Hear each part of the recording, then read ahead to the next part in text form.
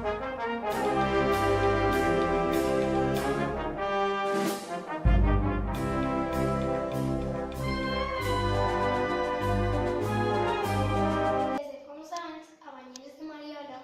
les festes de moros i cristians hi ha uns actes que cada vegada participa menys gent.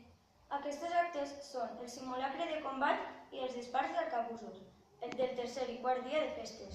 El simulacre de combat, com ja el nom ja ho diu, per rememorar la batalla dels moros i cristians, i el dia del cementeri per recordar els nostres avantpassats que han sigut qui ens han transmès l'essència festera, l'amor en la nostra festa. Per això, i com a agraïment, es disparen les emocionants salves als nostres difunts, tant a l'ermita de Sant Jordi com al cementeri. És de veritat una pena, que cada vegada disparen més festers. Per això, volem preguntar a Gonzalo Godí, que ha sigut alcalde de festes i que coneix molt bé aquesta problemàtica, perquè ens explique el que està passant. Per què cada vegada dispara més festers? Pues ¿sabes lo que pasa? Que antigament hi havia que agarrar i agarraves l'arcabús en casa que tenies guardat damunt de l'armari, i agarraves la pólvora que havies comprat el dia d'antes en qualsevol armeria i te n'anaves a disparar el dia després de la diana, te n'anaves a disparar al gran fondo. I això no passava res i passaves un dia molt bonic.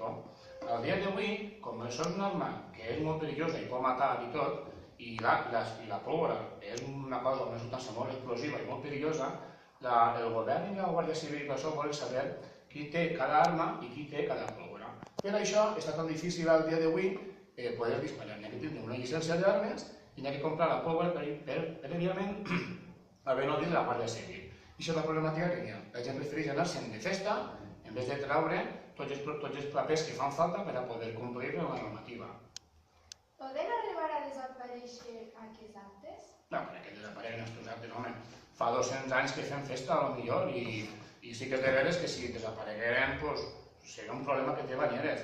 A dia d'avui n'hi ha que tindre en compte una cosa, que si no disparem el dia del Gran Fondo i el dia del cementeri, què fem aquest dia? Aquest dia celebrem les ambaixades, la guerra entre moros i cristians. On podem anar si no disparem? Què fem aquest dia? No crec que disparem, no crec que desapareguem. Què es pot fer? Quina solució hi ha?